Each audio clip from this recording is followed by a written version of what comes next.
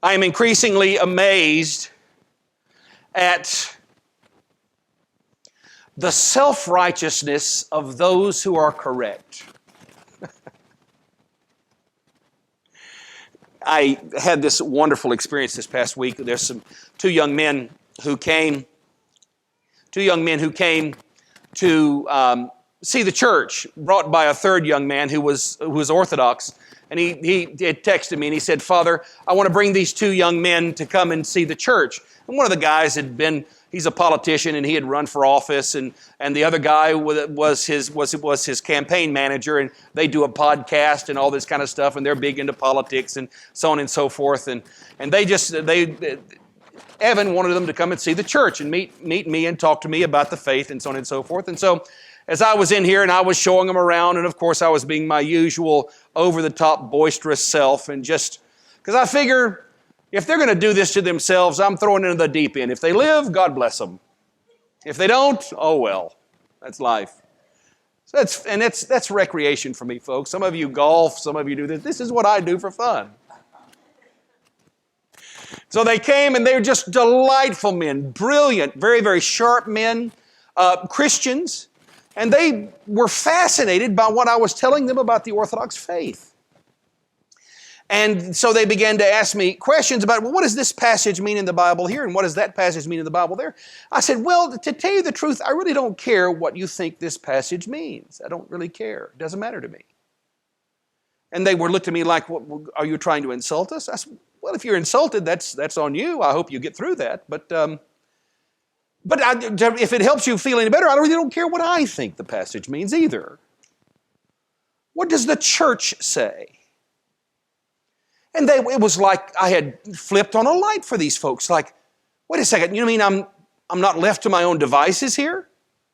I don't have to learn ancient Greek. By the way, there's nothing wrong with learning ancient Greek. I recommend it highly, but get ready for the verbs to really beat you to death. I'm just going to be honest with you. You mean I don't have to learn all that stuff? I can actually just listen to the church and depend on collective wisdom from 20 centuries so that I can discern what is wise and what isn't wise? And it was just like a new concept for them. And I want you to think about this, brothers and sisters, because we live in an age, watch this. Now, gang, I'm going to tell you this right now.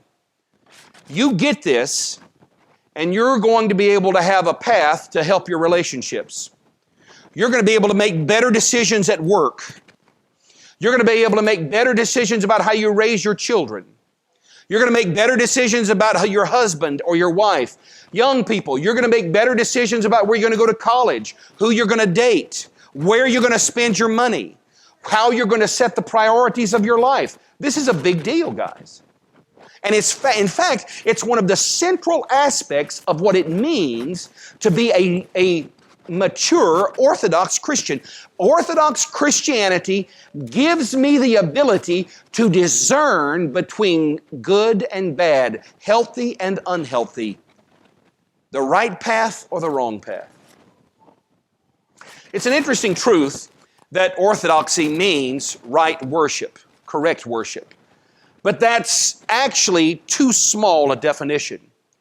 The better understanding of the word orthodox is full, complete, well-rounded, healthy, mature, grown up. Because you see, brothers and sisters, we live in a day and an age that has lost the ability to understand nuance. You're either 100% right or you're 100% wrong. And God forbid I would ever admit that a Democrat had a good idea or a Republican had a good idea. For shame. I can feel the vapors coming on me even as I speak.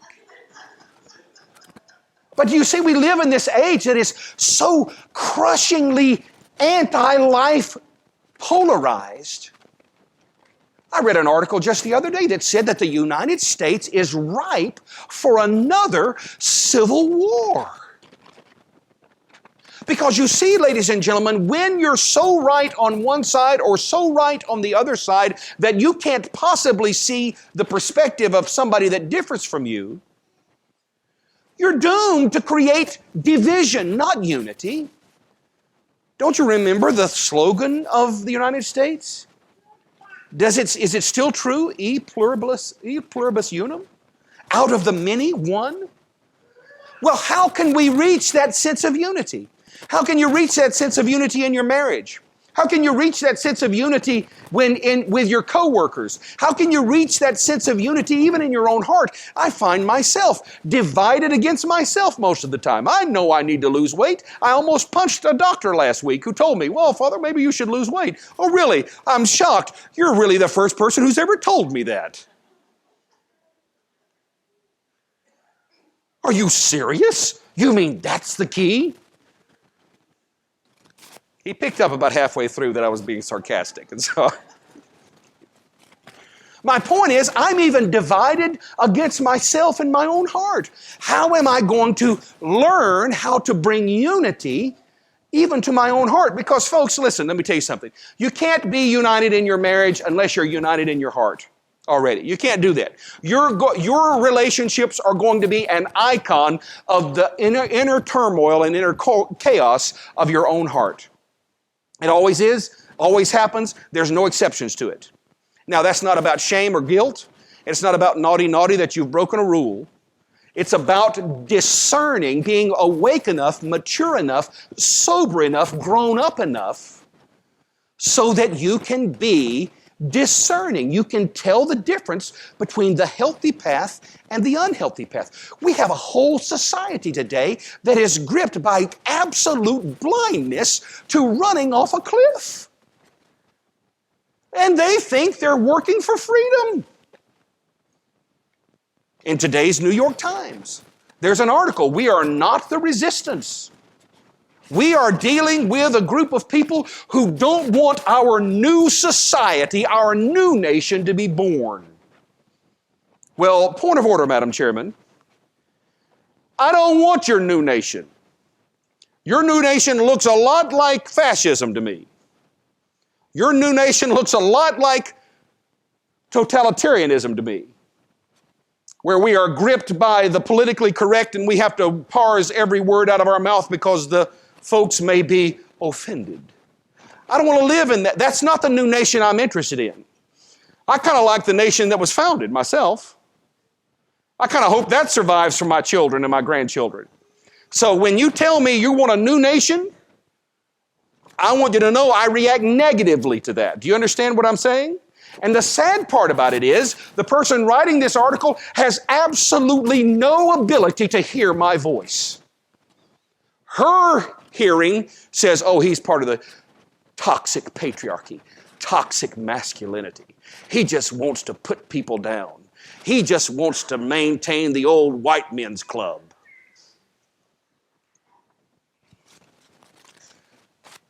Conversely, a wise person with discernment will be able to read that article and hear, brothers and sisters, look at me in the face. This is what you get when you mistreat people different than you. This is what you turn them into. You turn them into revolutionaries who want to destroy you rather than work with you. This woman is convinced there's nobody on the other side to work with because we're all a bunch of racists. Why would she think that? Because all too many times she has reason to. Now, how in heaven's name, my angels, are you going to navigate this sense of confusion? How are you going to discern between the good path and the bad path? In your own heart, in your own marriage, with your own children, with your work. How are you going to do that? My brothers and sisters, I tell you this morning that the vision that we see in our gospel lesson and in our epistle lesson gives us the path.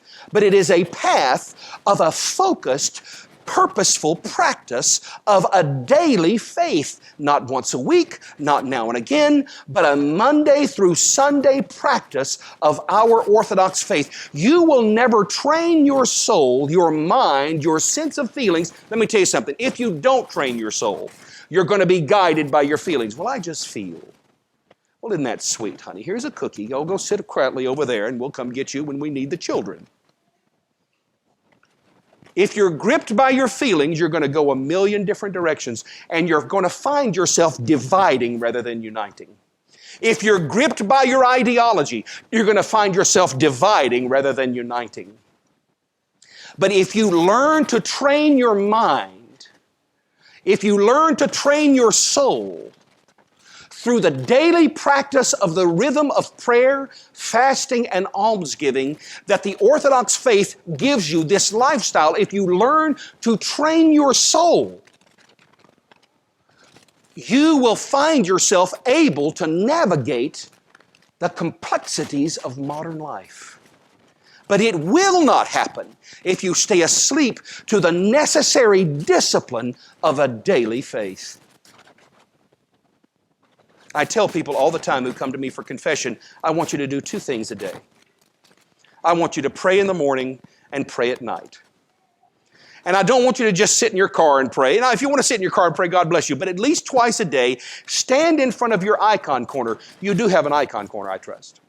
Stand in front of your icon corner for 5 minutes. You've got 5 minutes.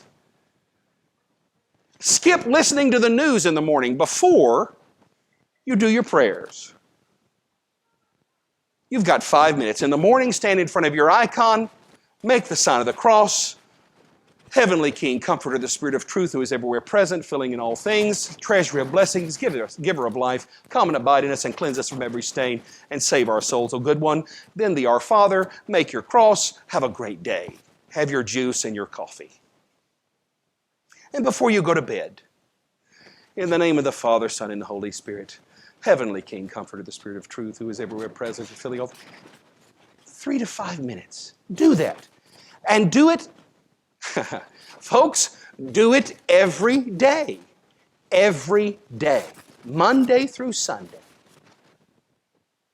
Watch, in a few weeks, your sensitivity to the wisdom and the grace of God will be getting stronger. You'll start being able to see more clearly. You'll start seeing the cracks in the floor and being able to avoid the pitfalls and the potholes of your life. Does that sound interesting to you at all? I'm kind of for that, guys. You understand me? And guess what? You're going to be so focused on your own chaos and your own brokenness in your own heart, you're not going to have time to judge anybody else. You're going to be focused on getting peace and quietness in your own heart. And you're going to be free. Not the freedom that they're spouting about today. That's not freedom. Folks, it's not free to do anything you want. If you do anything you want, listen to me. If you do what you want, you're going to be a slave. Trust me. If I do what I want, I'm going to be a slave to my passions and my desires. If you think that's what freedom is, I want to be able to express myself. I want to become truly me. What does that mean? I'm telling you, folks, the only way to know yourself is to forget yourself.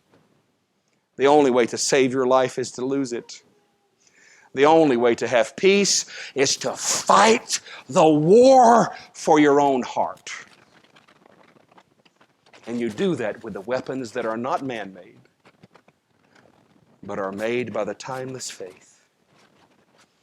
May God grant us the courage to be truly Orthodox.